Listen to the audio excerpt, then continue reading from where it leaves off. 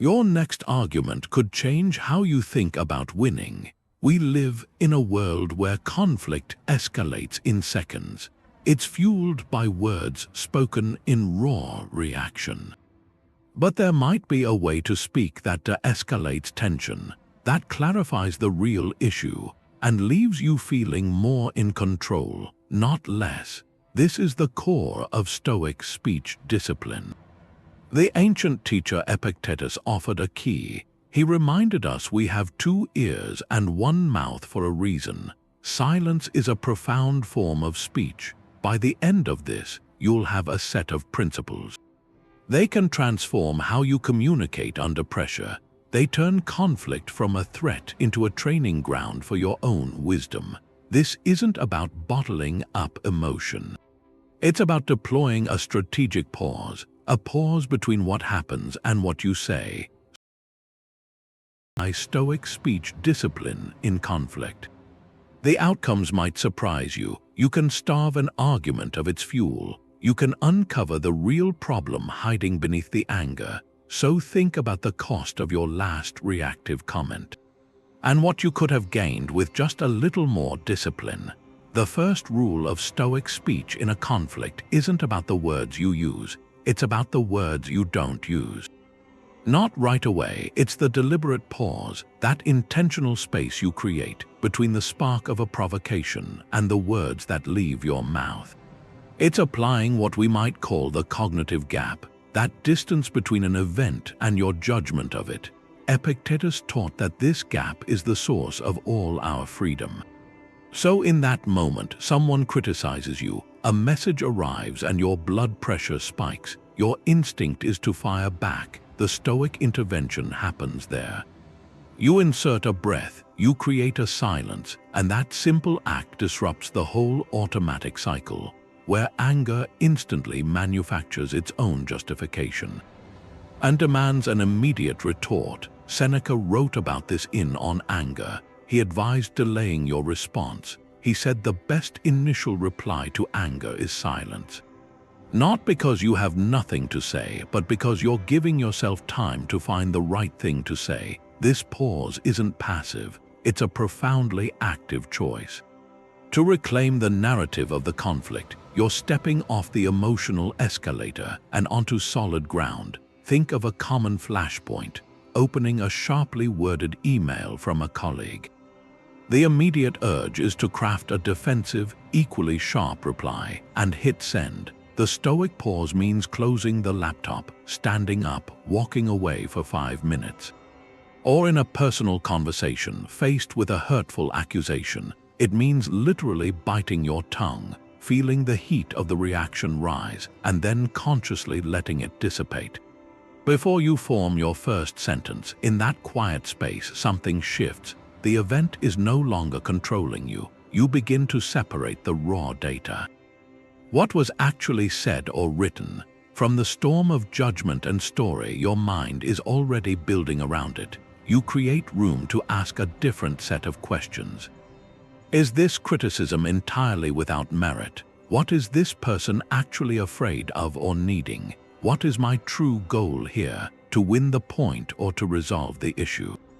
That pause starves the argument of its reactive fuel. It lets you respond from a place of choice, not compulsion. Think back to your last significant conflict. What could a 5-second pause have changed? Would the words you chose have been different? Would the outcome have felt more like a resolution and less like a battle? This silent space is where Stoic speech truly begins, not with eloquent words but with disciplined silence. When someone says something that feels like an insult, you're usually reacting to the story you tell yourself about it. Not just the words themselves. That's the second principle of Stoic speech. It comes down to separating the raw event from the impression we layer over it immediately. Our minds are storytellers. Someone makes a short comment and the inner narrator starts. They don't respect me. They're trying to undermine me. That story feels completely real. It feels like fact, and we often go to war over it with our words. The Stoics saw this as the main source of distress. Marcus Aurelius wrote reminders to himself. To strip away the shell of the impression, to see the thing itself for what it is without the added opinion. He told himself, don't be carried away by how vivid the impression is. Wait, he said, let me see who you are and what you represent. Let me put you to the test. That's the discipline applied to communication. In a conflict, the event is often simple. Your partner said you forgot to take out the trash again. Your boss emailed, we need to talk about your report. A colleague didn't reply. Those are the bare facts. The impression is everything else, the story that they think you're irresponsible, the fear that you're in trouble, the assumption they're ignoring you out of spite. When we react to the impression as if it's the fact, our speech gets defensive, accusatory, it escalates. We're not addressing what happened. We're attacking the character we assign to the other person in our story. Take a common situation. You send a detailed proposal to a teammate. They reply with a one-line email. It says, this needs a lot of work and we should discuss. The raw fact is the text of that message. The impression might be, they hate my ideas, they're being dismissive, they want to make me look bad. If you react to that impression, your reply becomes defensive. Cold, listing reasons your work is solid. But if you pause and strip back the shell, you see the fact. They said it needs work and proposed a discussion. That's all. Maybe they're overwhelmed and typed quickly. Maybe they see major issues and want to help. The impression of malice was your addition. By speaking from the fact instead of the impression, your response changes. You could write back, thanks for looking it over. I'd appreciate hearing your specific concerns so I can improve it. When would be a good time to talk? That approach de-escalates. It seeks clarity. It addresses the real issue, the work, not the phantom conflict your impression created. This principle turns conflict into a kind of forensic exercise. Before you speak, you interrogate your own impression. Is it absolutely true? What evidence do I have for this story? Could there be another, less personal explanation? This isn't about making excuses for poor behavior. It's about making sure your verbal response is aimed at reality, not at a shadow. Think of a recent disagreement you had. Can you identify the moment your impression, the story you told yourself, became the fuel for your words? What was the bare fact separate from that story? Mastering this distinction doesn't just prevent arguments, it builds a reputation for clarity, for fairness. People start to see that you respond to what is actually happening, not to the drama around it. And in that space of clear seeing, the right words have room to emerge. A heated argument is like a fire, and your words, the ones you don't check, are the oxygen. Stoic speech is the lid you put on it. That's the first thing that happens. You're actively taking away the fuel the conflict needs. Most disputes don't grow because of the first spark. They grow because of what happens after. Someone says something hurtful, you feel that sting, and you send something sharp right back. They feel attacked, so they say something more. It's a cycle, a predictable one. Both sides just keep throwing logs on the flames. Stoic speech breaks that cycle at the source. You pause. You separate the fact from the story you're telling yourself. You choose consciously not to give the expected energy back. You remove the oxygen. Epictetus had an insight here. He said people aren't disturbed by things, but by the views they take of them. In a conflict, we aren't harmed just by the other person's words. We're harmed by our own reaction, our own agitated, unchecked response. When you hold back that reactive comment, you're not surrendering. You're disarming the whole dynamic. Think of a family situation. A teenager comes home hours past curfew. A parent, worried and frustrated, starts a loud lecture about responsibility, about respect. The classic cycle would have the teen getting defensive, making excuses, shouting back. The argument grows, feelings get hurt. And the real issue, safety, trust, gets lost. Now put the Stoic lid on it. The parent feels the anger rise, but they apply the pause. They take a breath. They see the fact the child is home, safe but late. The impression, the story, is that this is deliberate disrespect, so they speak from the fact. They might say calmly, "I see you're home. I was very worried. Let's talk about what happened in the morning when we're both rested." That response has no reactive accusation. It gives the teen's defensiveness no target. The anger with nowhere to go just subsides. The fire without oxygen starts to die down on its own. The conflict is starved. This isn't avoiding the issue. It's addressing it from control, not chaos. The discussion still happens, but it happens as a conversation, not a battle. Think of your own past argument. One that got heated, one that left you drained. Can you find the moment where your comment or theirs acted as pure oxygen, made the flames leap higher? Now think about what might have happened if, at that moment, you just refused to feed it, if you offered a neutral observation instead of a charged retort. The whole trajectory of that evening, that relationship, might have shifted. Depriving a conflict of fuel is a quiet power. It changes you from a participant in the chaos to an observer. Someone who can then guide things toward calmer water. And once the emotional fire is out, you can finally see what you're really standing on. Stoic speech isn't passive. It comes from a fortress in your mind, not from the chaos around you. Marcus Aurelius called that the inner citadel. It's the part of you that stays untouched by outside events. Where your reasoned choice lies, your ability to decide what you say. When you speak from there, your words carry a different weight. They don't come from fear or anger. They come from principle. They become an expression of who you choose to be, not just a reaction to what's happening. That's the third principle. Speaking from your inner citadel means your words are anchored in your reasoned choice, not in your disturbed passions. Epictetus gave us the map, the dichotomy of control. Some things are up to us. Our opinions, our impulses, our desires, our aversions, everything that is our own doing. Everything else is not up to us. Our body, our property, our reputation, our command. When we tie our happiness and our speech to things outside our control, we become slaves to circumstance. Our words become reactive, defensive, pleading. But when we anchor ourselves in what is up to us, our own judgments and choices, we find an unshakable source for our words. Imagine you're in a meeting, a project is off track, the group is looking for someone to blame, the pressure builds, the easy path is to join in, to deflect. To point a finger to protect your own standing. That's speech coming from the turbulence, from fear of reputation which is not up to you. Now imagine speaking from the citadel.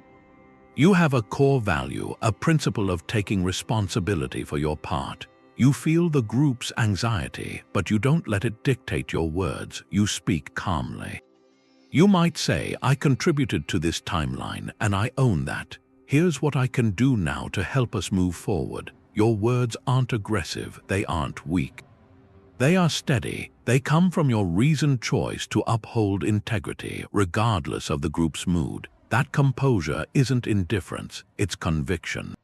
It communicates strength far more effectively than any loud justification. Your inner citadel is built on the values you choose to live by. So here's a question to sit with. What is one core value you would want your speech to reflect, even in moments of tension? Is it fairness? Is it honesty? Is it compassion? When you know that answer, you have a compass. In the heat of a difficult conversation, you can pause, you can retreat just for a moment to that inner fortress, and you can ask, what would someone who values fairness say right now? The words that follow won't be perfect, but they will be yours, chosen, not merely spilled, and that choice changes everything. It transforms speech from a vulnerability into a declaration of character. The second outcome of Stoic speech discipline is that your words start to carry more weight. It's a paradox. You speak less and only after thinking, and what you do say lands with more authority. People listen differently. They lean in because they've learned your speech isn't cheap. It isn't just emotional overflow. It's measured. This connects to the Stoic virtue of temperance. The discipline of knowing what is sufficient. When you're not reacting to every provocation or filling every silence, your deliberate words become events.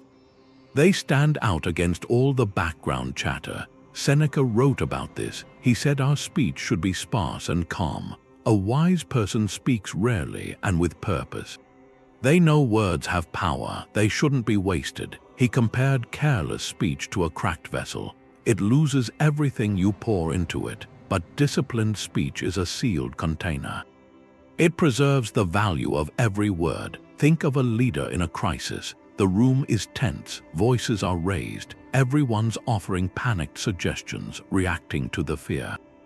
The leader who practices this discipline doesn't add to the noise. They listen, they observe, they let the reactive energy swirl. Then, after assessing the facts, separating them from the panic, they speak. Their voice is calm. Their directive is a single, clear sentence. It cuts through the chaos, and because it didn't come from the chaos, because it carries the gravity of that prior silence, people stop.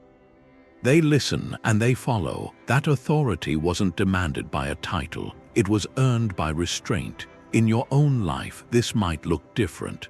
A family debate where everyone's talking over each other. You hold back, you listen. Then you offer one observation that reframes the whole discussion, and the room turns to you, not because you shouted, but because you showed you were thinking, not just reacting. Your words carried the weight of your patience, so consider someone whose words you take seriously. When they speak, you pay attention. Is that person the most reactive? Quick with a joke or a retort, or are they more reserved, more measured? Chances are it's the latter. Their influence comes from selective engagement. They've built a reputation where their speech isn't a given, it's a gift. That's the quiet power you cultivate. When you apply the pause, when you speak from that inner place. Your communication becomes less about frequency, more about resonance, and in that resonance you find a deeper form of influence. Measured speech starts with a change in language. A simple one, but it's radical. Instead of calling someone irresponsible, you describe the action without the judgment. That's the fourth principle, objective description. You use precise, factual language to frame the conflict. You strip away the labels, the emotional exaggerations, and you say what happened, in plain terms. The Stoics saw this as a path to truth. Our tendency in conflict is to generalize, to condemn. We say things like "you always forget" or "you never listen." Those aren't descriptions, they're verdicts. And when you deliver a verdict, the other person's only natural move is to defend or to counterattack. The conversation becomes a trial, not a collaboration. Marcus Aurelius practiced this constantly, seeing things as they are, not as our fears paint them. In his private writings, he reminded himself to strip away the tragic narrative. To see the thing itself bare, he wrote, "Don't be carried away by how vivid the impression is. Wait," he said, "let me see what the nature of this thing is." Apply that to your speech. The report was submitted after the deadline, that's a description. You are so unprofessional, that's a label. The trash hasn't been taken out for 3 days, that's a fact. You are completely inconsiderate, that's an accusation. The description states a problem that can be solved. The label attacks a character that must be defended. It turns conflict from a battle of identities into a shared puzzle. Picture a couple arguing. One person feels neglected after a long work week. The reactive, label-heavy approach sounds like, "You don't care about me at all. You always put work first." That statement is a global indictment. It invites a global defense. "No, I don't. I work hard for us, and the fight is on," about caring, about character. Not about the specific need. Now apply objective description. The same feeling framed differently becomes, "When you didn't call to say you'd be late, and we missed our dinner plans, I felt worried and then lonely." Hear the difference. The first part describes two observable facts: the missed call, the missed plans. The second part owns the internal feeling. There's no label. "No, you always." It presents a situation and its impact, which invites a conversation. It says, here's what happened and here's how it affected me. Can we understand this together? The other person isn't boxed into a corner labeled uncaring. They're presented with a sequence of events they can actually address. This takes practice. A lot of it, our minds want to jump to the conclusion, to the sweeping judgment. The discipline is to pause and translate that judgment back into the specific events that triggered it. So here's a prompt to try. Think of a common accusatory statement, something you might think or say in frustration, like you never help around the house. Now rephrase it as a neutral, descriptive observation. What specific, recent instances are you actually thinking of? The sentence might become, I noticed I cleaned the kitchen alone the last 3 nights. Or the recycling is full and needs to go out. It feels almost awkwardly simple, but in that simplicity lies its power. It removes the poison from the conflict and leaves only the practical matter to be handled. When you master this, your speech becomes a tool for clarity, not a weapon for blame, and in that clear space, real solutions finally have room to grow. Reactive speech is throwing mud on a window. Stoic speech is wiping it clean to see what's actually on the other side. When we argue from pure reaction, we're fighting the mud. We're angry at the blur, the mess, the inability to see, but the real issue is whatever lies beyond the glass. The third outcome of this discipline is you begin to uncover that real issue. You stop arguing about the mud, you start solving the problem it obscures. Most conflicts aren't about their stated subject, they're about the layers we add on top. The perceived disrespect in a tone of voice, the story we tell ourselves about someone's intentions, the secondary offense we take. Epictetus had the key insight. He said people are not disturbed by things, but by the views they take of them. In a conflict, we are rarely disturbed by the bare fact. We're disturbed by our opinion of what that fact means. About us or about the other person. Disciplined communication helps us set those opinions aside, just for a moment, to examine the fact itself. And in that examination, the practical heart of the matter often appears. It's almost always simpler, more solvable than the emotional storm suggested. Imagine a team project falling behind. The initial meeting is a festival of reactive speech. One person says you didn't communicate the changes. Another snaps back you never checked the shared folder. A third adds the original instructions were vague. Everyone is defending their corner. Everyone is throwing mud. The conversation is about blame, about character, about past failures. Now insert a moment of Stoic speech. One person pauses, they take a breath, retreat to their inner citadel, and choose to speak from objective description. They might say, okay, let's look at the facts we agree on. The deliverable is due Friday. We have these 3 components to complete. What specific resource is the bottleneck right now? That simple, calm question acts as a cloth, wiping the window. It redirects the energy from who is at fault to what is needed. The team, maybe startled by the shift, starts to answer. They realize the bottleneck isn't laziness or poor communication. It's that one critical software license is tied up, and only one person can access the needed data. The real issue was a simple, logistical snag. All the earlier conflict was just emotional noise around that single, practical problem.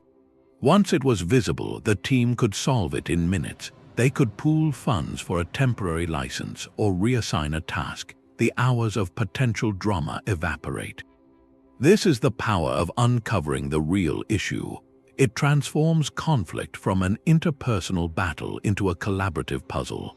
The energy spent on defense and accusation gets channeled into solution finding. So think about a recurring tension in your own life, with a family member over chores, with a colleague over meeting times. When you feel that familiar frustration rise, ask yourself this. If I wiped away all the emotional mud, the tone, the perceived slight, the story about their character, what is the bare, practical problem on the other side of the glass? Is it really about respect, or is it about a specific, unspoken need for coordination? Is it about caring, or is it about a clear agreement on responsibilities?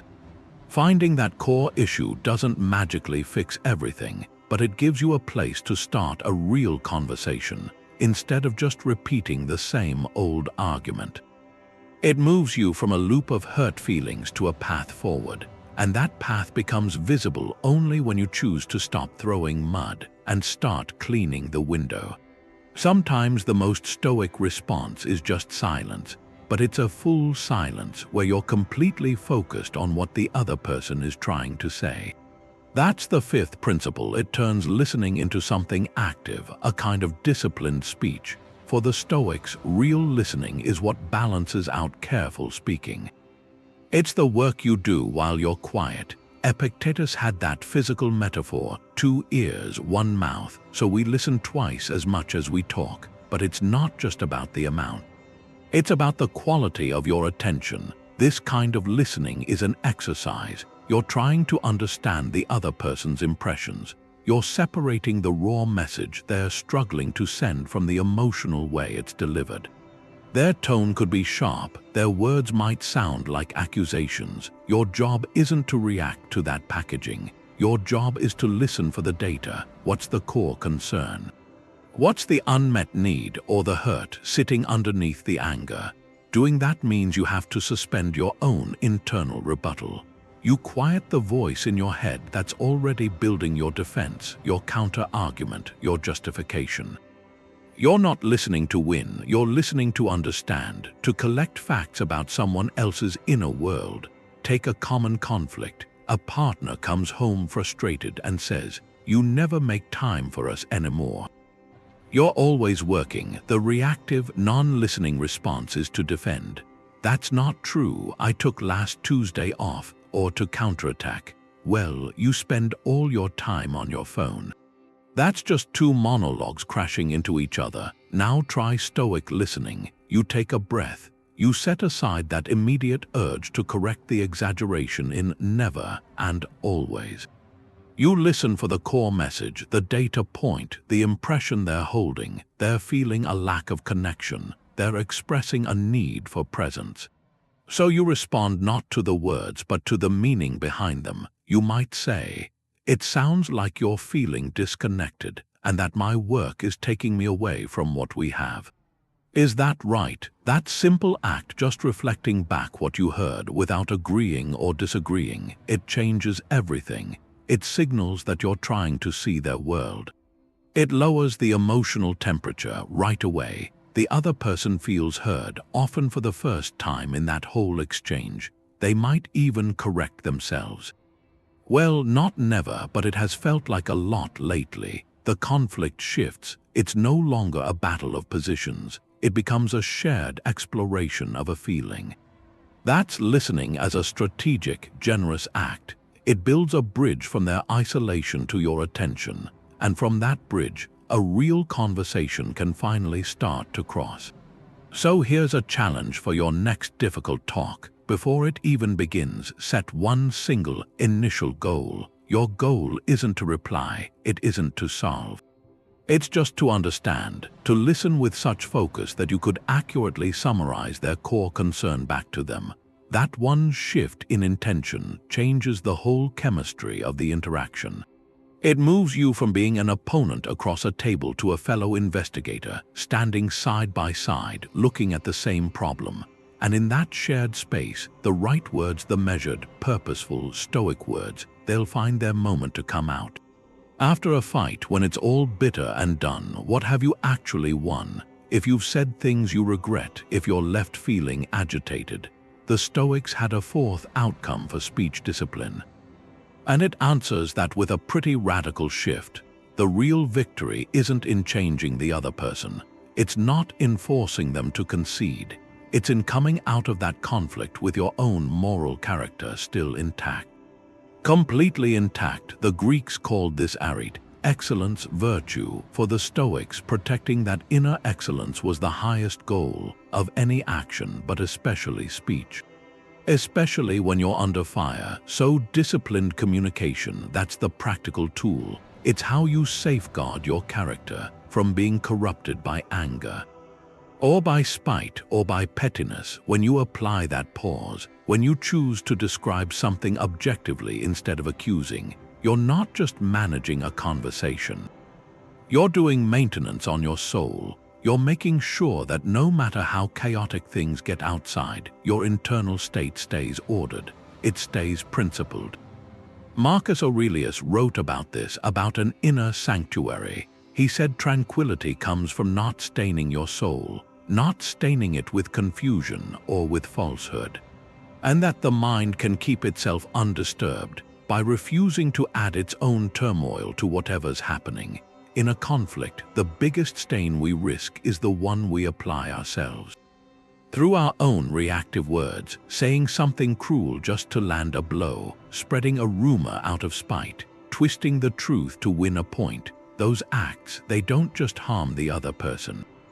They corrode you, the speaker. They introduce confusion into your own character. They introduce falsehood. Stoic speech is the refusal to apply that stain.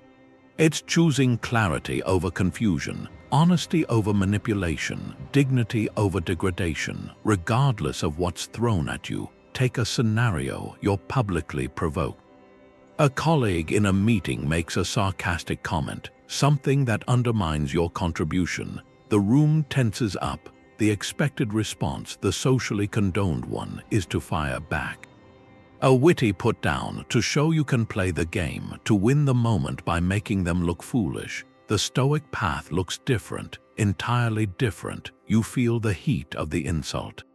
But you access that inner citadel. You see the provocation for what it is, an expression of their insecurity or their frustration, and you choose not to let it dictate your character. Your response is calm, it's brief, it's dignified. You might say, "I hear your concern. Let's focus on the data for the project so we can move forward." And then you return to the agenda. You haven't surrendered, you've transcended. You walked away from the bait with your self-respect preserved, fully preserved. While everyone else witnessed a kind of masterclass in composure, the other person might still be fuming. They might even claim they won because you didn't fight back on their terms. But by the Stoic measure, you've won the only victory that ultimately matters. You retained your arete, your integrity is untouched, your peace of mind is secure.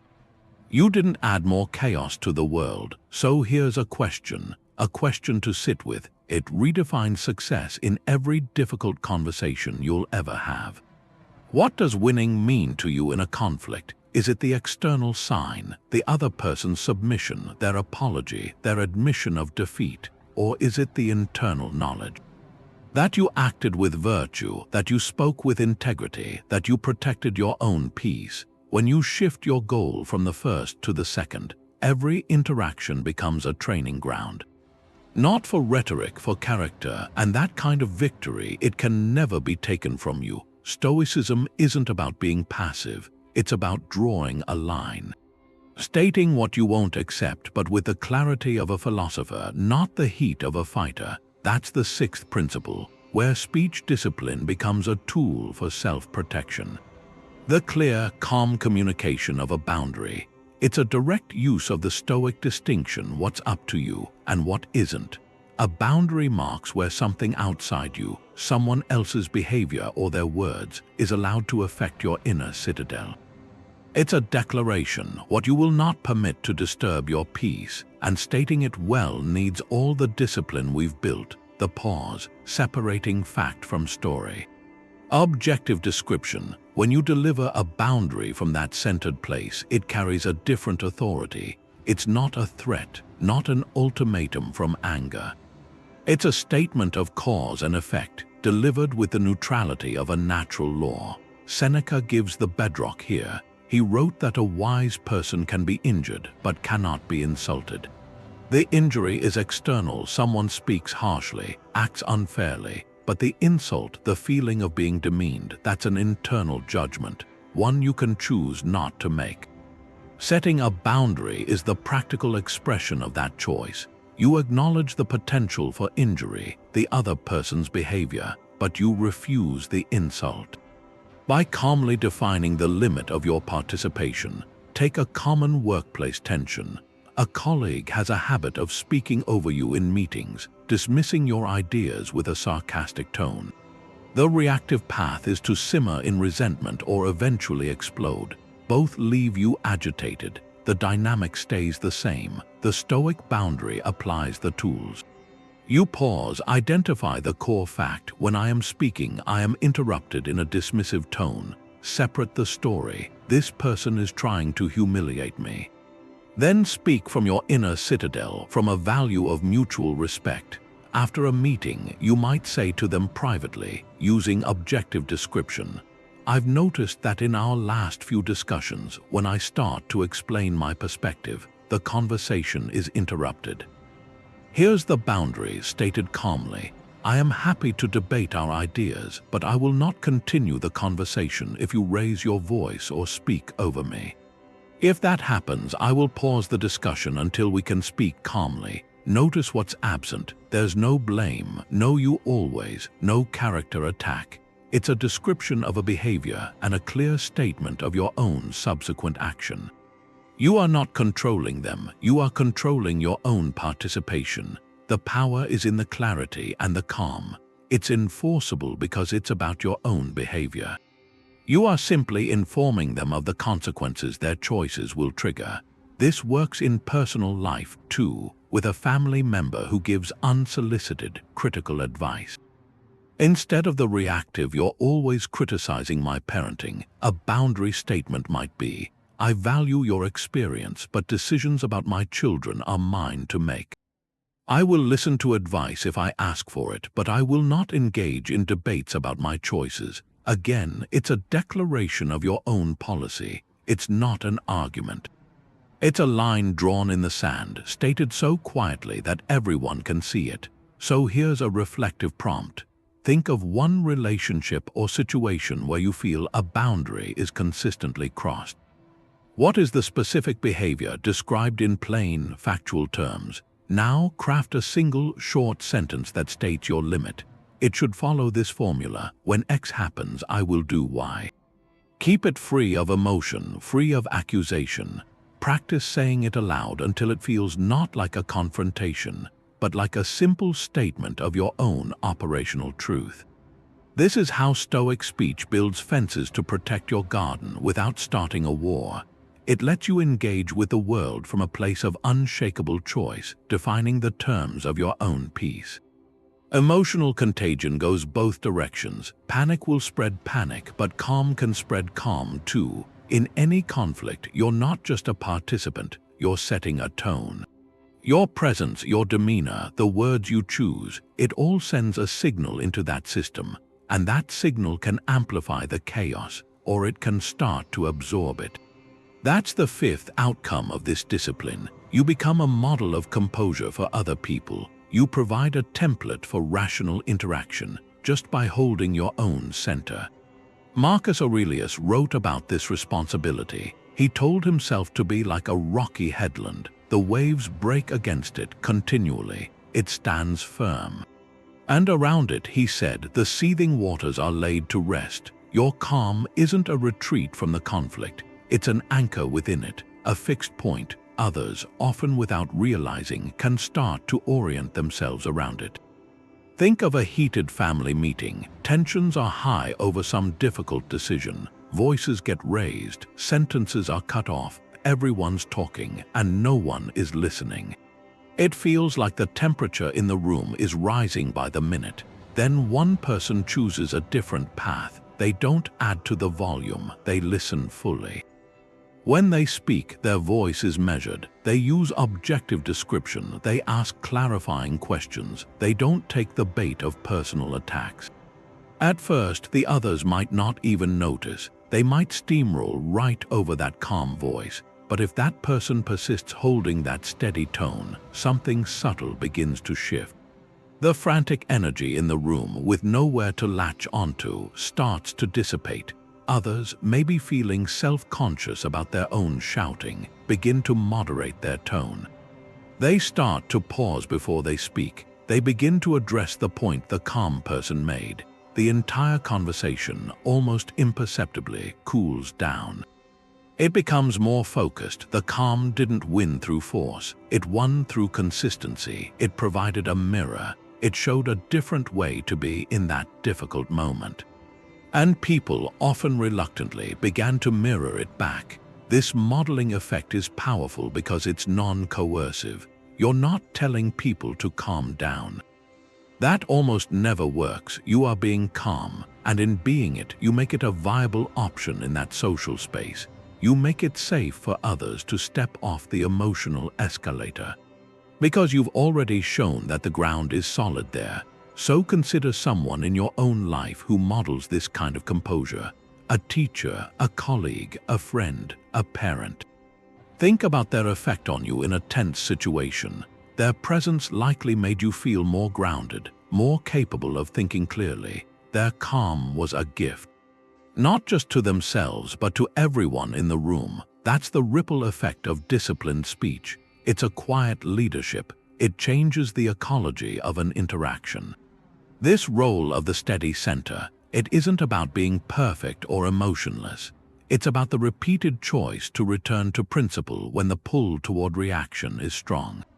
Every time you pause, every time you reframe an accusation into a description, you're not only managing your own state, you're broadcasting a possibility. You're showing that conflict doesn't have to mean loss of control, that a disagreement can be a discussion, and in doing that, you give others permission to try it on for themselves. The wave breaks against the rock, and finally, the waters grow still. Before you say something angry, just zoom out. Look at this room, this city, the planet. From that distance, how big is this disagreement really? That's the seventh principle. It's the Stoic meditation called the view from above. It's a mental exercise. It shrinks the size of your current problem. It drains the false urgency out of it, the drama. When you're in a tense moment, it feels like everything. Your heart races, your focus narrows to just this person, this issue. The view from above is pulling the camera back in your mind. You see the argument not as the center of everything, but as one small event. On a tiny speck in a vast, silent cosmos, this doesn't make your feelings trivial. It puts them in context. It gives you space to choose a response that matches the real scale of the event. Not the inflated scale your emotions are showing you. Marcus Aurelius was a master of this. He wrote reminders to himself about the vastness of time and space. He'd think of the whole earth as just a point. All the strife on it was like ants bustling around. He wrote about looking down from above on the countless gatherings and journeys, the varied ceremonies of life and rest, and seeing it all for what it is, brief, fleeting, small. He used this to check his own pride, his own anger. To remind himself that an insult, a frustration, was a tiny drama on a tiny stage. This perspective is a gift. It's the ultimate tool. It turns what feels like a catastrophe into what it often is. A manageable, passing difficulty. Let's make it practical. You're stuck in traffic. The car next to you merges aggressively, cuts you off. Your immediate reaction is a surge of heat. A honk, maybe a shouted word they can't even hear. In that sealed metal box, the conflict feels huge. Now apply the view from above. Take a single breath. In that pause, pull the mental camera back. See your car on the highway, a tiny metal shell among hundreds. See the highway itself, a thin gray line across the landscape. See the city, then the continent, then the planet hanging in black space. From that vantage point, this merging incident is less than a speck. It has no weight. The person in the other car is a stranger. You'll never see them again. They're dealing with their own unknown stresses. Does this minor traffic event deserve your full emotional energy? Your verbal energy from the cosmic view? The answer is clear. So instead of escalating, you might just make a dismissive gesture with your hand and let it go. You might even feel a smile, not of victory but of recognition, recognizing the absurdity of giving this moment so much power. Your speech, in this case, becomes silence. Or a calm exhale. The conflict evaporates because you refuse to inflate it. This works in more personal settings too. A critical comment from a relative at a holiday dinner. It can feel like a seismic event in the family. Before you craft that sharp retort, zoom out. See the dining room from the roof of the house. See the neighborhood, the town, the decades of family history that contain 1,000 such comments, most long forgotten. See the brief span of a human life. From that height, does this comment require a nuclear response? Or does it warrant a simple, graceful deflection, maybe a gentle inquiry? The view from above gives you the emotional buffer to choose the latter. It lets your words be measured. Because the moment itself has been measured against something infinitely larger. So here's a prompt, a small experiment you can run today. Think of a minor irritation you're holding onto. A terse email from a coworker, a household chore left undone. Before you formulate your response, practice the zoom. Close your eyes for 10 seconds. Visualize pulling back. See the building, the city at night, the curve of the earth. See the vast sweep of time. Then, from that quiet, spacious place, ask yourself, what words are truly proportionate to this event? You may find the need to speak at all has lessened, or that the words that come are simpler, kinder, far more effective. This is the final gift of Stoic speech discipline, not just better arguments, but a profound and lasting peace, forged in the quiet space between what happens and what you choose to say. Words are like arrows. Once they're out, you can't pull them back, and Stoic discipline, that's the careful aim. This is the sixth outcome, maybe the most personal one. You avoid that deep regret, the kind that lingers after a conflict, long after the heat is gone. That sinking feeling, knowing you caused pain, that you said something cruel or untrue just because you could. That regret becomes a stone in your shoe, a constant, low-grade disturbance to your own peace. The Stoics saw tranquility as our natural state. It gets disturbed not by events, but by our own poor judgments. By our own actions. A word you regret is a past action, and now it works against your present peace. It's a self-inflicted wound. Seneca wrote about this. He said wounds from the tongue cut deeper than any weapon.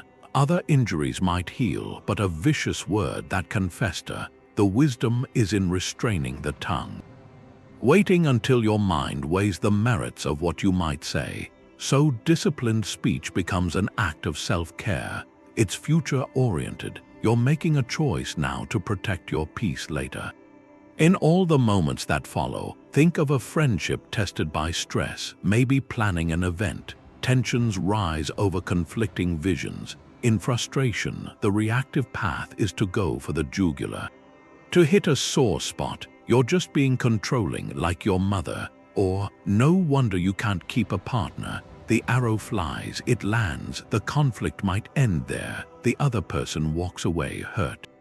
You might win the argument in that instant, but you've lost something greater, the trust, the safety. That's fractured now. Regret sets in almost immediately. But the words are out there, doing damage. Rebuilding from that is a long road. If it's even possible, now apply the Stoic tools. Same high-pressure planning. Same frustration. You feel that cruel sentence forming. Your tongue is ready, but you pause. You access the view from above. See this disagreement in the scope of a lifelong friendship. You retreat to your inner citadel where your loyalty lives. You choose objective description, not a character attack. Instead of the personal remark, you might say, I'm feeling really frustrated. Our ideas for the venue seem completely opposed. Can we take 5 minutes, then list our top 3 priorities?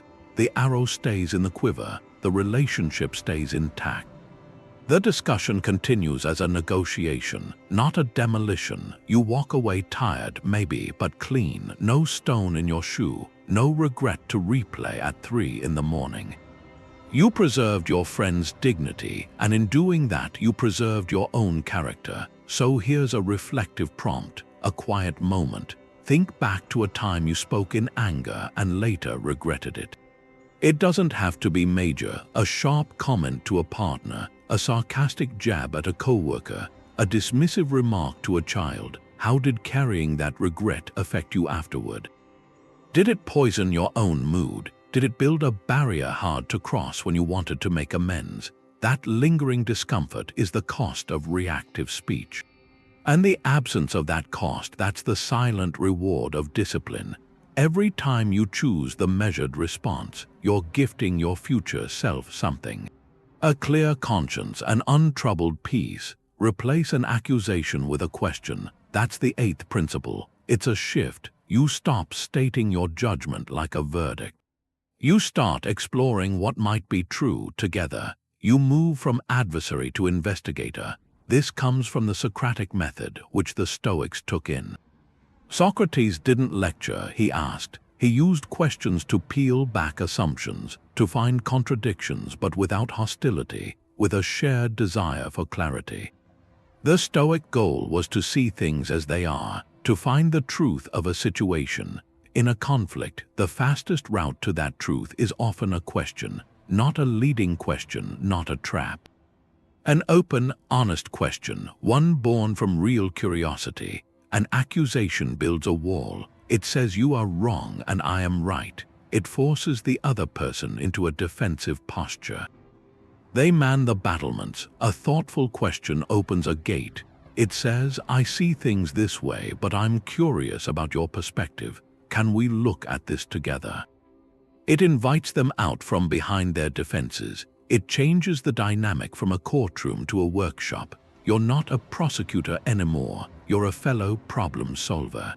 Holding up a lantern to see what's actually there. Take a household example. The reactive statement is, you never help with the chores. It's a global indictment. It invites a global denial. No, I don't. Yes, you do. And you're off. Now apply the questioning principle. You pause. You sense your frustration is about a feeling of unfair burden. Instead of the accusation, you craft a question aimed at understanding the system. You might ask, what does your ideal division of household responsibilities look like? Or, I've been feeling overwhelmed by the kitchen cleanup lately. Can we brainstorm a system that feels fair to both of us? Hear the difference. The first question invites them to articulate their vision of fairness. It gets them thinking about solutions, not defending their character. The second states your feeling as data, not as their fault, and it pivots to collaboration. The conflict is no longer about past failures. It's about designing a better future. This works in professional settings too. Instead of telling a teammate, your part of the project is dragging us down, you could ask, what are the main obstacles you're facing with your deliverables? Is there a resource or support you need that you don't have? This question assumes good faith. It seeks the root cause, not the person to blame. It often uncovers real issues. A technical glitch, a misunderstanding of priorities, things the accusatory approach would never reveal. The power of a question is in its humility. It admits you don't have the complete picture. It acknowledges the other person as a source of necessary information. That's deeply Stoic. It aligns with separating fact from impression. Your impression might be that they are lazy or inconsiderate. But that's just your story. A genuine question is your tool for testing that story against reality. You're conducting a friendly cross-examination of your own assumptions. So here's a small piece of homework. Think of one current point of tension in your life. It could be small. Now, craft one single, non-leading, open-ended question you could ask the other person. A question that seeks to understand, not to condemn. Write it down. Something like, what is most important to you about how we handle this? Or, what part of this situation is most frustrating from your side? The discipline is in holding that question ready and choosing it as your first tool instead of your last resort. In that choice, you change the entire nature of the conversation. Before a single defensive word is ever spoken, unchecked conflict is like leaving all the lights on in your house. It just burns through everything. And your mental energy, your emotional energy, it's a finite resource.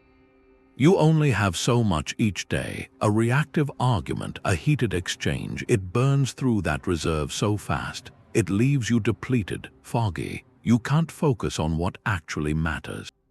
Living according to nature, the Stoic ideal, it includes this. It means managing your inner resources wisely, not wasting your life force on disturbances that are, in the grand scheme, trivial. Seneca wrote about this. He asked us to consider how much of our life has been stolen by others, through anger, through pointless sorrow, through fear. He said we are dying every day. Each day that passes is a piece of life you never get back. To squander it on a shouting match over a parking spot, or a bitter email chain about office politics, that's living against your own nature. Dramatic speech is a massive drain. It's unsustainable. Measured speech is efficient. It's sustainable. It conserves your energy for your work, your creativity, your loved ones, your own peace. Think about two endings to the same work conflict. A project deadline is missed. In the first scenario, someone reacts immediately. They fire off a blistering message. They get drawn into a back and forth. Voices are raised in a meeting. Accusations fly. By the end of the day, that person is completely spent, emotionally exhausted. Replaying the argument in their head, their evening ruined. No energy left for family or their own interests, just bitterness. In the second scenario, another person applies the discipline. They get the same bad news. They pause. They separate the fact from the story. They choose to speak from that inner citadel, focusing on solution. They schedule a brief, focused conversation. They use objective description. The report is late. What's the immediate next step to mitigate the impact? The conversation is firm, but it's not personal. It lasts 10 minutes. This person walks away slightly tired from the difficulty, but clear-headed. Their energy is largely intact. They can move on with their day. Their mind is free to engage with other, more meaningful things. The problem was addressed, but it didn't consume the person. That conservation of energy is a quiet superpower. It means you end your day with reserves left. You're not a drained battery. You have something left for a thoughtful conversation, for a creative project, for simply being present. Marcus Aurelius reminded himself to ask, is this essential? When you feel the pull toward a reactive outburst, that's the question to hold. Is this expenditure of my precious energy essential to my virtue, to my purpose? Or is it just a reflexive drain? Most of the time, the calm, disciplined response is the one that serves your energy budget. It leaves you stronger, not weaker. So take a quiet moment, do an energy audit. Think back over your recent conflicts, big or small. Which ones left you feeling most drained, most scattered? Now look closely at those. Was the intensity of your speech, your emotional output, was it truly proportionate to the event itself? Or did you, in that moment, leave all the lights on? Burning through your power for something that, in the end, didn't deserve that much of you. The Stoic pivot, it often comes down to two words, and yet. That's the ninth principle. It's a mental formula. It bridges the gap between your first impression and the response you choose. You have that initial spark. The story your mind instantly creates, you acknowledge it, then you consciously add that phrase, and yet, it becomes your deliberate turn away from reaction. Toward principle, this is the practical application, what Epictetus called the discipline of assent. An impression presents itself to your mind, a thought. A feeling, it says this person is insulting you, this situation is unfair. That impression arrives automatically. Then comes your power, your freedom. The power to endorse that impression, to say yes, this is true, this is terrible, or to withhold your assent, to say not so fast, and yet is that moment of withholding. It's the verbal tool you use internally to create space for a different judgment, a wiser one. So in a conflict, the internal monologue might sound like this. Your initial impression shouts, he is being completely disrespectful right now. That feeling is real, it's there. But instead of letting that feeling dictate your next sentence, you insert the pivot. You say to yourself, and yet, and yet my goal here is to resolve this issue, not to win a point about respect, and yet his anger might be coming from a place of fear. A place I don't understand, and yet replying with equal disrespect will only make everything worse. In that brief silence, you change the entire trajectory of the exchange. You assent not to the provocation, you assent to your own higher purpose. Consider a practical scenario. You're in customer service. A caller is furious. Their voice is loud, their language is harsh, they blame you personally for a company error. The initial impression is a wave, defensiveness, even anger. This person is being rude and unreasonable. They are attacking me for something that isn't my fault. If you assent fully to that impression, your tone becomes cold. Procedural, defensive, the call escalates. Now apply the and yet. You take a breath, you acknowledge the impression. This person is being rude, and yet.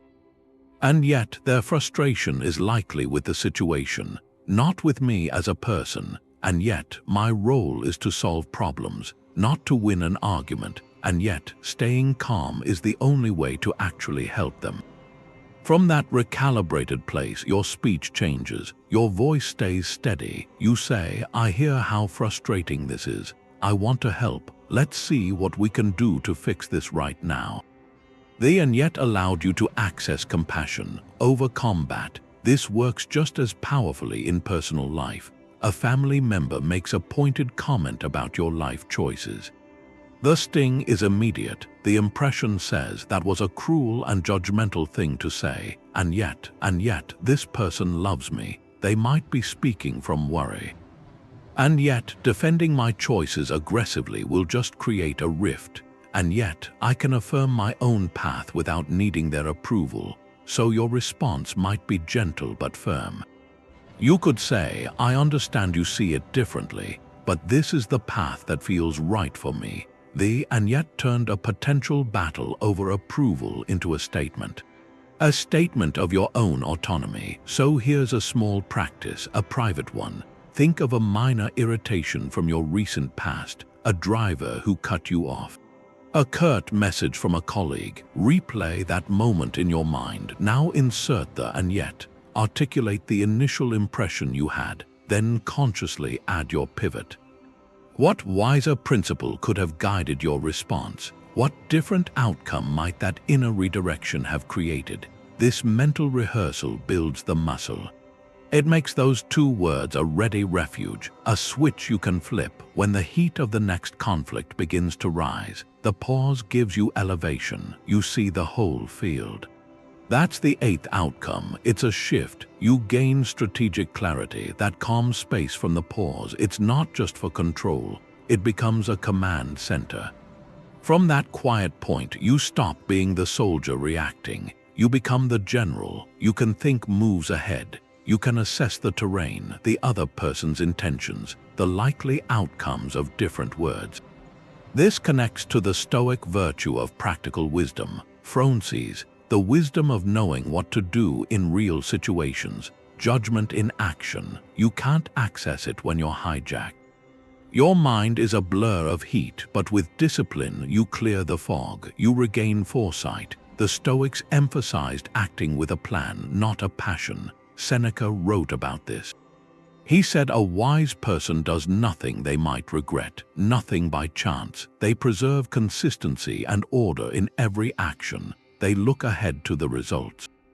He advised setting a course far from the confused, reactive path of the crowd, to deliberate first, then to act with a steady mind. That's the strategic mind.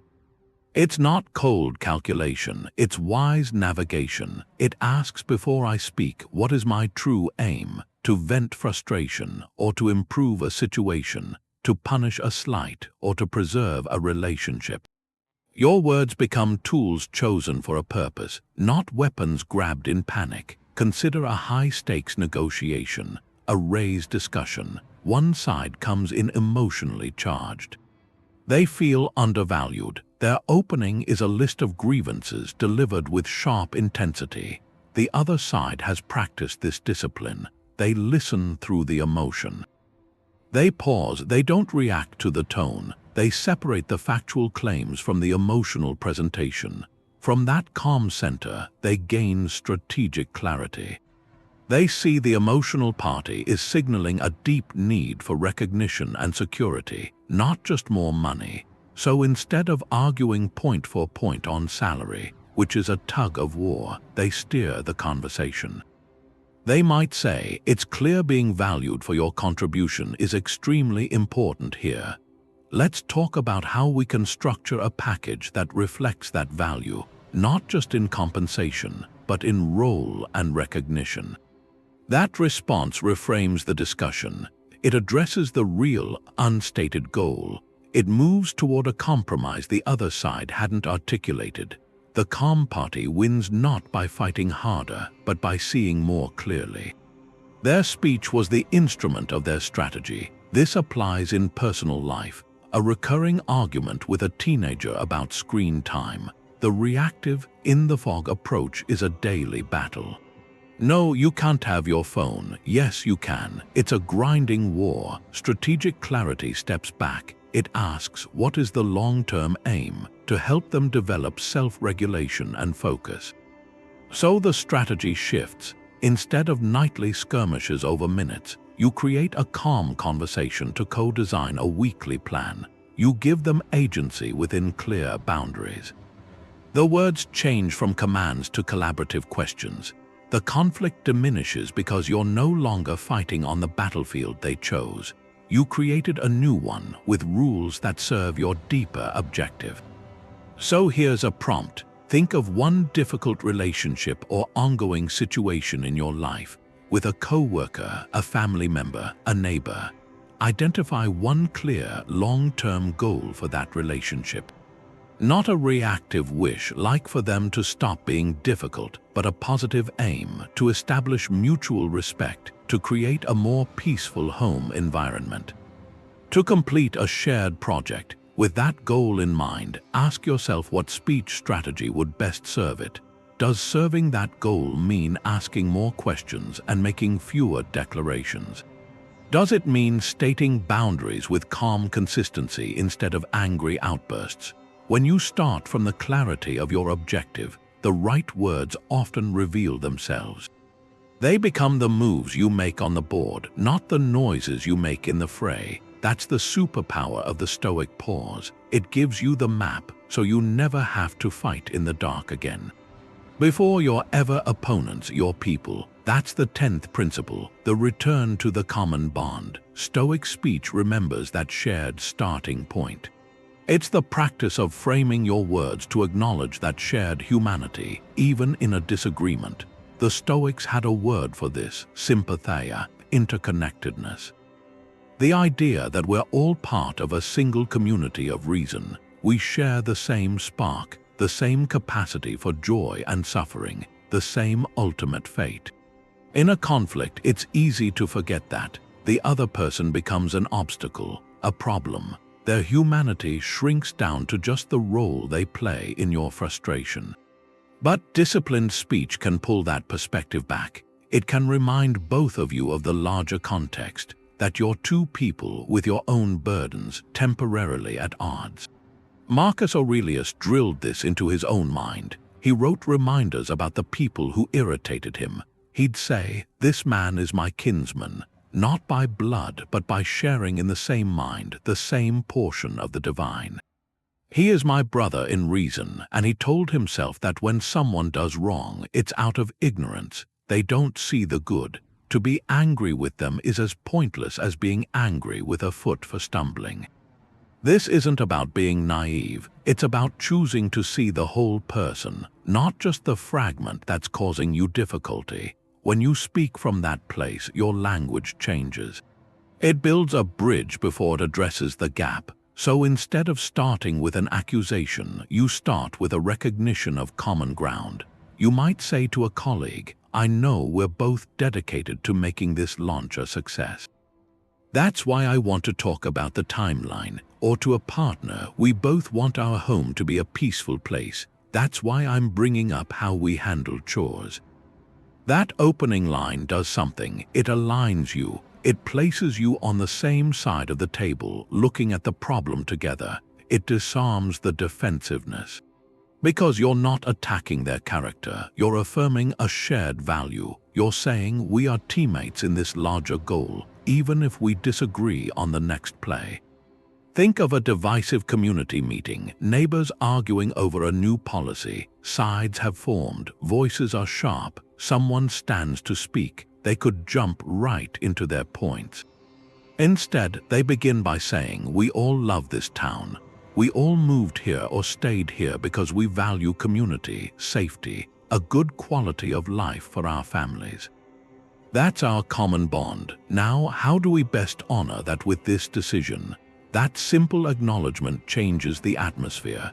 It doesn't erase the disagreement, but it recontextualizes it. The other side is no longer a faceless enemy. They're neighbors who also love their home. The conversation can become more constructive because the fundamental connection has been reaffirmed. So here's a challenge. Think of one person you're in conflict with, someone difficult at work, in your family, in your social circle. Now, identify one thing you genuinely share in common with them. Not a superficial similarity, a real, substantive shared value, goal, or experience. Maybe you both care deeply about the success of the same project. Maybe you both want the best for the same child. Maybe you've both experienced a similar kind of loss. Hold that common bond in your mind for a moment. How would opening your next conversation with an acknowledgement of that shared ground change the words you choose next? This principle turns speech into an act of reconnection. It's a reminder that the bridge was there all along. You just have to choose to walk onto it first. A me versus you fight can become an us versus the problem conversation. That's the ninth outcome. It's a shift in the conflict itself. You're not just handling the same fight, you're changing what the fight is about. Language doesn't just describe things. It shapes them. The words you use over time in a hard conversation can change the whole purpose of the interaction, for you and for the other person. The Stoics saw friction as material, something to work with. Marcus Aurelius wrote that an obstacle becomes the way. What stands in the path becomes the path. In a personal conflict, the obstacle is the other person's position, their anger, their resistance. Stoic speech is the tool. It turns that obstacle into the path forward. The path of solving a problem together. By using objective language, inclusive language, future-focused language, you stop fighting the person. You start addressing the situation between you. You turn a personal threat into a shared puzzle that changes everything. Think of a business partnership under strain. Two founders, Alex and Sam, they've hit a rough patch. Revenue is down, stress is high, the conflict starts as a blame game. In a meeting, Alex says, "Your marketing strategy is off base. It's wasting our money."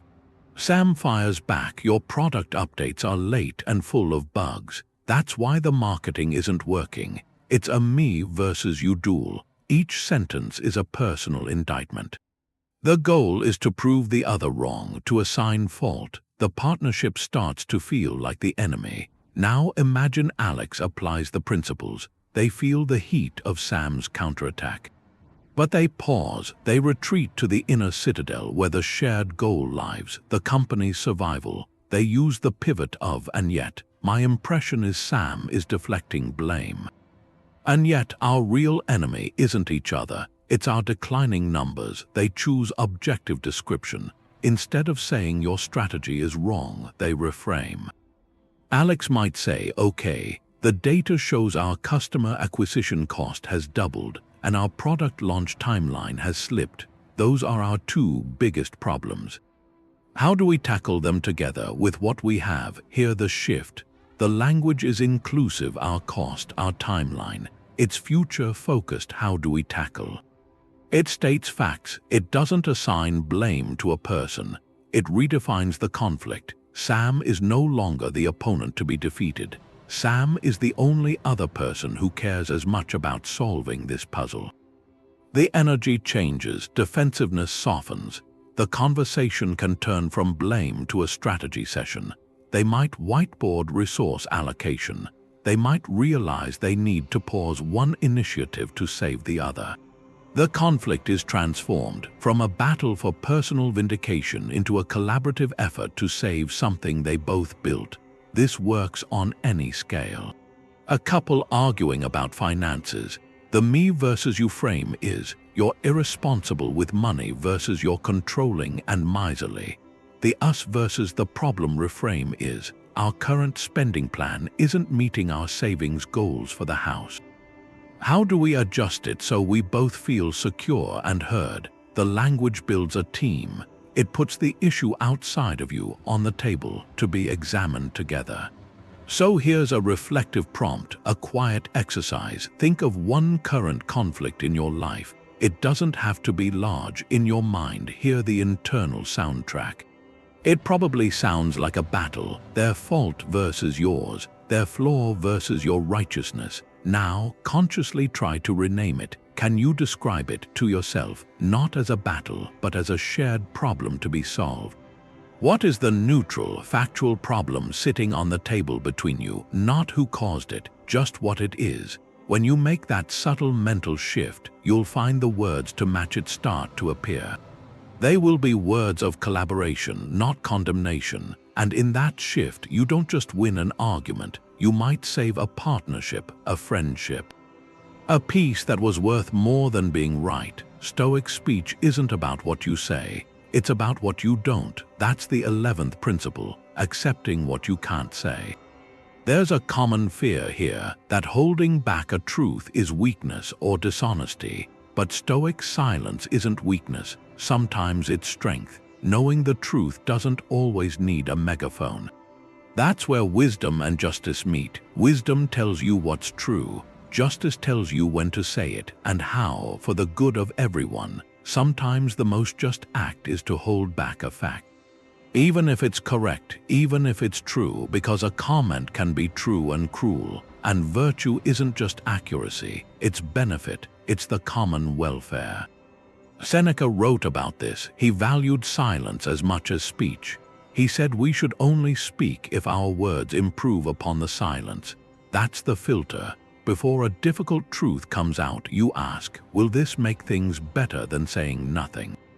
If the answer is no, if your words just add heat, not light, then the path is clear. You accept the burden, you carry that truth yourself, instead of launching it as a weapon.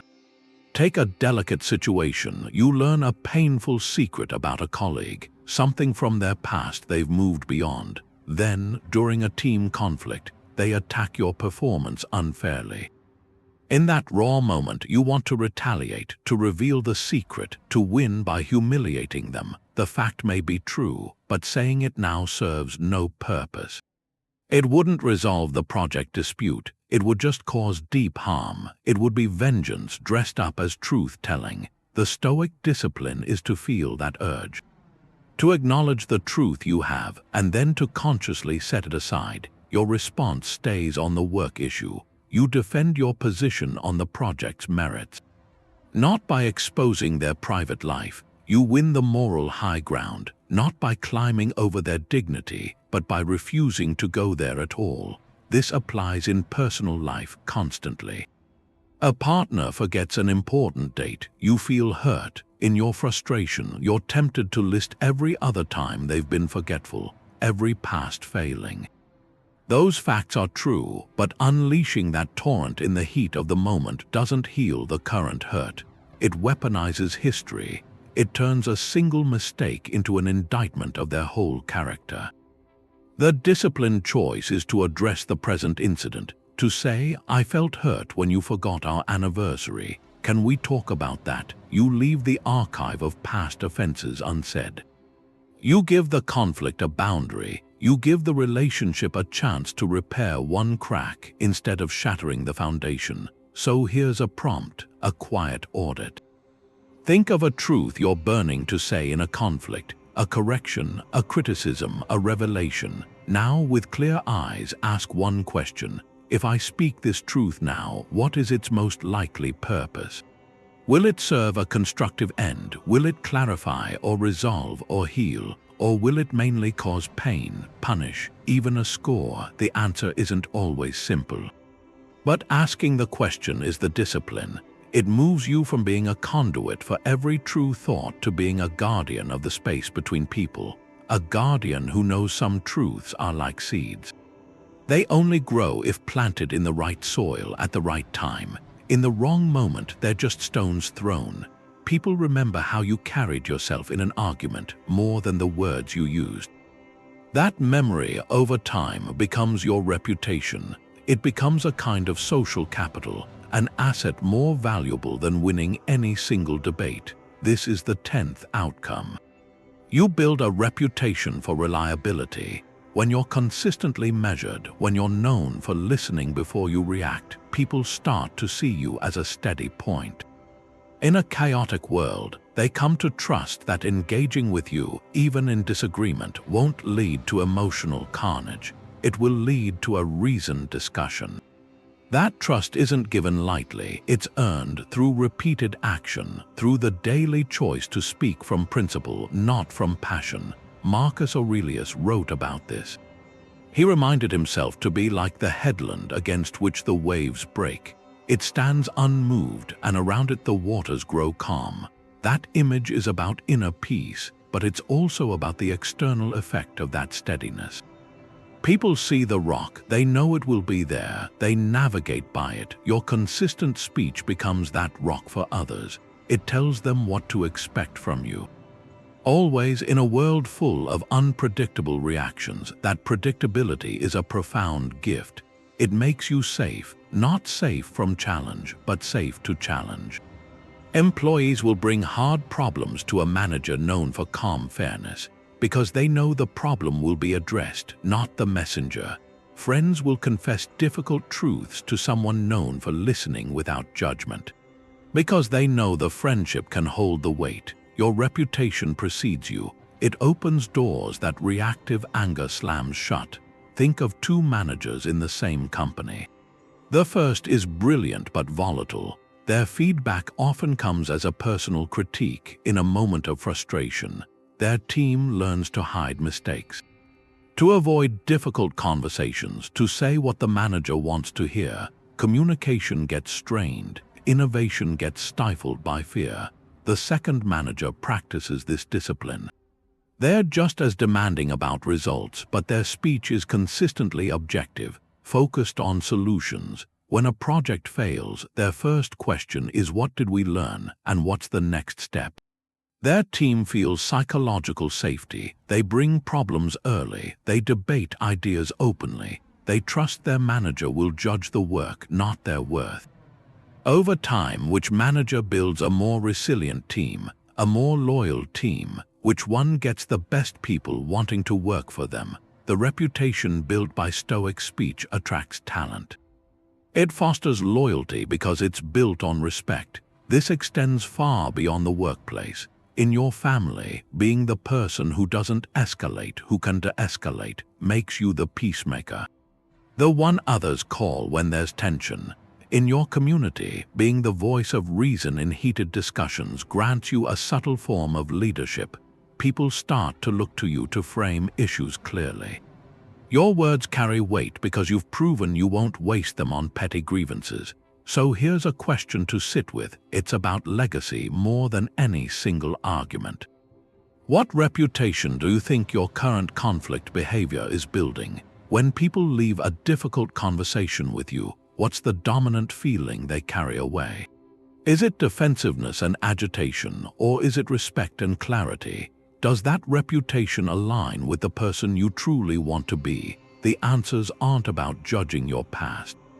They're about designing your future. Every interaction is a brick. You get to choose whether you're building a wall or a bridge. A Stoic studies speech discipline every night. The real training happens in the quiet after the day is done. This is the evening review of speech, a deliberate audit of your words. The ancient Stoics built this into their routine. Seneca and Marcus Aurelius called it an examination of conscience. Before sleep, they'd revisit the day, not to brood but to learn. to ask where they acted in alignment with their principles and where they fell short. We apply that lens to communication, to the conflicts, the conversations, the moments where words held power. Seneca wrote about this. He described retiring for the night and questioning himself. What bad habit did you cure today? What fault did you resist? In what way are you better? He was his own sternest teacher. We can ask questions focused on speech.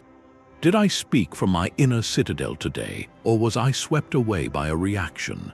When that colleague made that comment, did I pause or did I fire back? Did I confuse my impression of their tone for the fact of their words? This review isn't about self-flagellation. It's about forensic curiosity. You're collecting data on your own progress, identifying the precise moment where the discipline held firm and the moment it cracked. Both are valuable. Say you had a tense call with a client, they were unhappy and their criticism felt personal. In the moment, you kept your voice steady. You asked clarifying questions, you didn't take the bait, but afterwards, in a private message to a teammate, you vented. You called the client unreasonable. In your evening review, you'd note both points. First, acknowledge the win. In the direct conflict, you applied the pause. You used inquiry. You starved the argument of fuel. That's progress to be celebrated. Then, look at the lapse, the venting afterwards. You might ask, what was the need behind that? Was it to seek camaraderie or to undermine the client's character after the fact? Did those private words align with fairness? The lesson isn't that you should never share frustration. It's to see that even our post-conflict speech is part of the discipline. That private gossip can be a release valve, but it can also stain our integrity. The next day, with that awareness, you might choose a different path. You could share the factual challenges of the call without attaching a label to the client. You focus on the problem, not the person. That's how the skill is honed. In small, nightly corrections, Marcus Aurelius filled his private journal with such reviews. He'd admonish himself gently. Do not be overheard complaining, he wrote, not even to yourself. He was reviewing his own internal speech, the stories he told himself about his day. This practice turns you into both the athlete and the coach. The athlete performs in the game, the heat of the conversation. The coach reviews the film at night, pointing out the missed steps and the flawless plays. Without the film review, the athlete keeps making the same mistakes. Without the evening audit, we keep having the same arguments. So here's a simple commitment. For the next 3 nights, as you prepare for rest, dedicate just 3 minutes. Think of one spoken interaction from your day. It could be difficult or utterly ordinary. Run it through this brief filter. First, simply recall the facts. What was said, then ask, did I listen fully before I replied? Did I speak from principle or from reaction? Was there a moment where a pause created space, or where a different word would have served better? Do this without judgment, with the calm eye of a researcher studying a fascinating specimen, which is your own growth. This 3-day practice requires no special tools. Just a quiet moment and your own honest attention. It's in this daily review that the principles move from theory into the fabric of your character. You are not just managing conflicts. You are mastering the art of your own expression, one evening, one conversation at a time. The greatest battlefield is inside, and Stoic speech discipline, it's like a peace treaty for your own mind.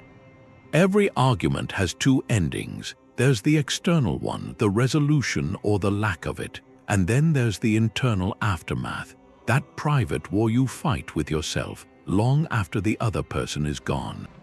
That second war is where the real cost gets paid, in sleepless hours, in corrosive regret. The 11th outcome of this practice is the end of that civil war.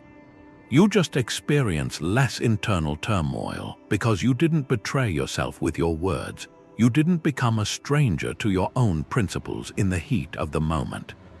The ancient Stoics called this tranquility ataraxia, a state of undisturbed peace. It's not the absence of conflict in your life.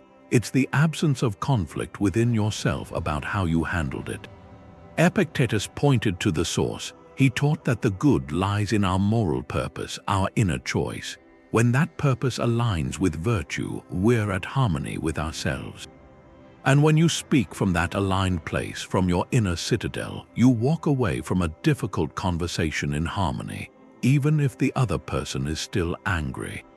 Even if the problem isn't fully solved, your internal world is not at war. There's no shame because you didn't say something cruel. There's no regret because your words were chosen, not spilled.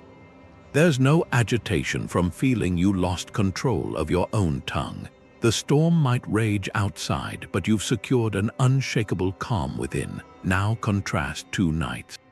After a reactive argument, you lie awake. Your mind replays the cutting remark you made. You cringe at the tone you used. You imagine what you should have said instead.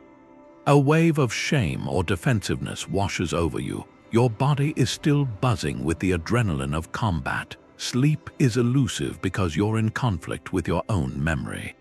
Now picture the alternative. After a disciplined exchange, you might still be tired. The issue may be unresolved, but you lie down and your mind is quiet. There's no reel of regrettable footage to review. You might think about the problem itself, but not about your own loss of dignity. You feel the quiet satisfaction of having held your ground without losing yourself. You acted with integrity. That knowledge is a pillow for your mind. It allows for rest.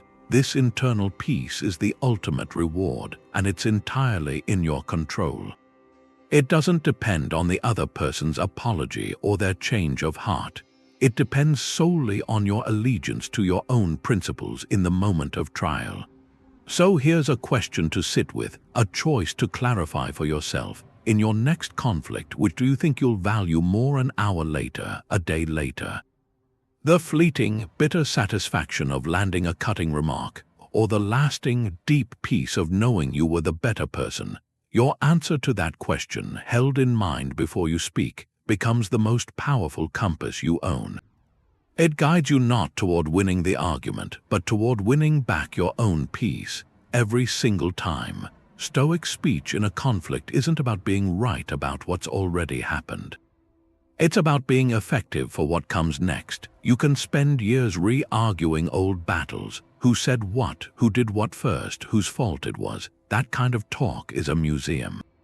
It keeps the conflict perfectly preserved, frozen. The Stoic shift is to close that museum, to guide your words away from that endless justification, toward the one thing you can actually control, the next action you take. This comes from their core distinction.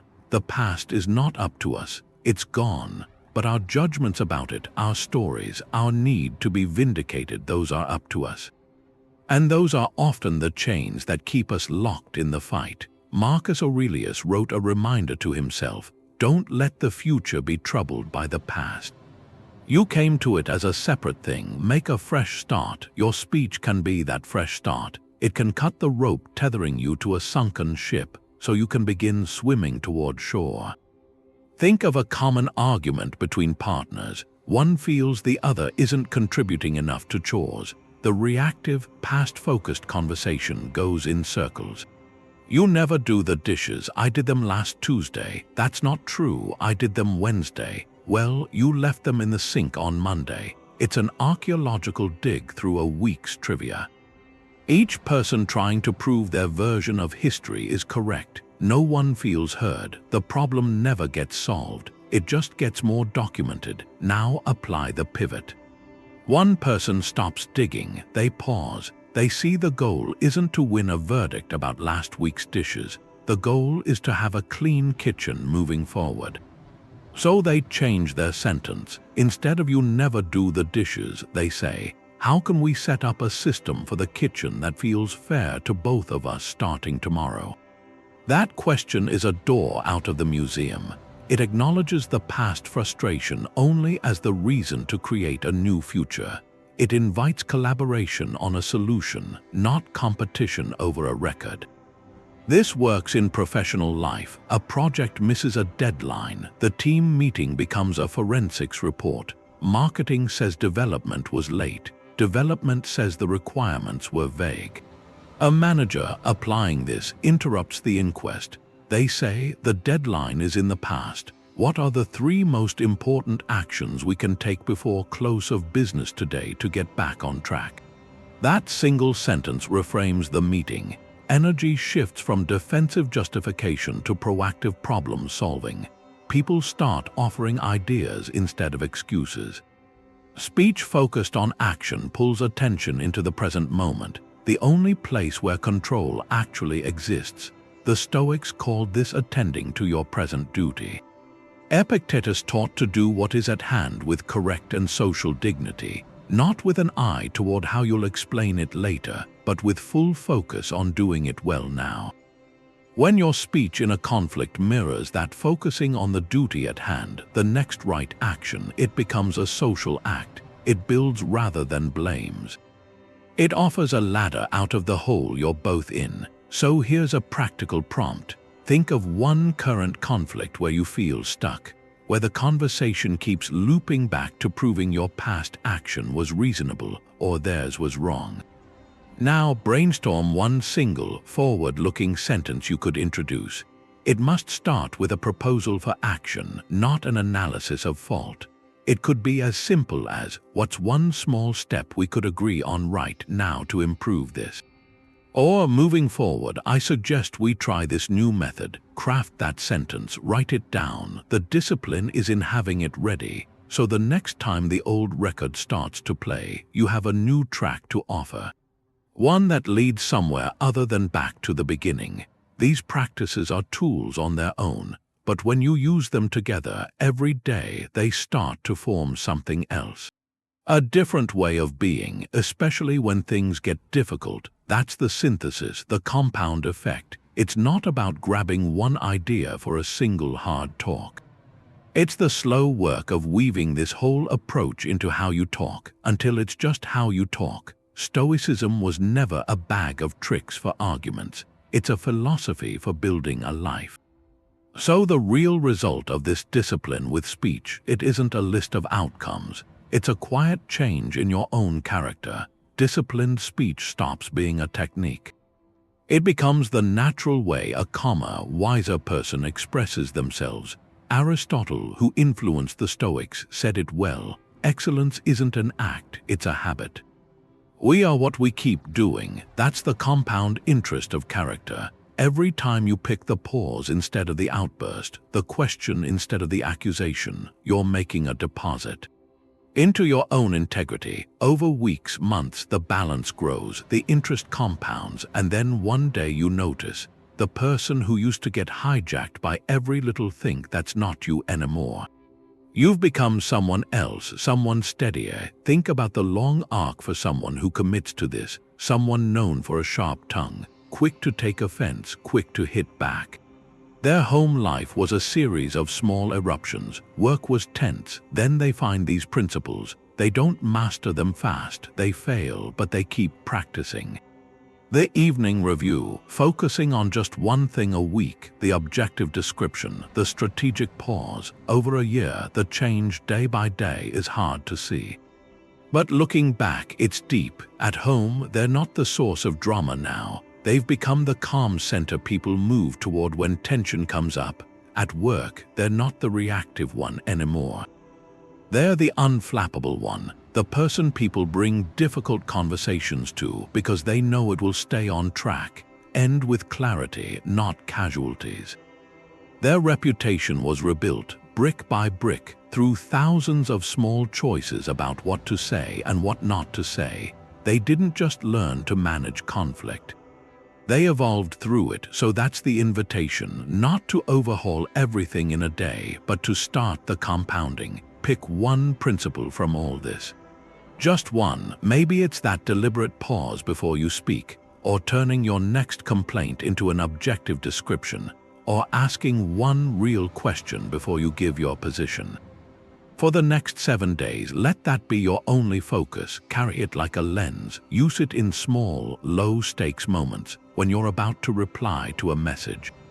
When a family member asks the same question, watch what happens, not just the reaction you get, but inside you. Notice the slight shift in your own energy. That small increase in the feeling of agency, That's the first quiet dividend, the first return on your investment. And from that small, consistent practice, everything else can grow. It starts with that spark, the urge to speak in anger. It ends with a choice, the choice to respond from principle, not from passion. So you move from that heated impulse to a disciplined response. One that builds instead of breaks, and along that path you see the outcomes. You starve an argument of its fuel. A potential fire becomes a manageable ember. You protect your integrity. You walk away with your self-respect intact. You gain strategic clarity. You see the whole board, not just your own defensive move. And you secure an inner peace, a peace no external storm can shake. Applying this discipline doesn't just manage conflict, it transforms it. A threat becomes an opportunity.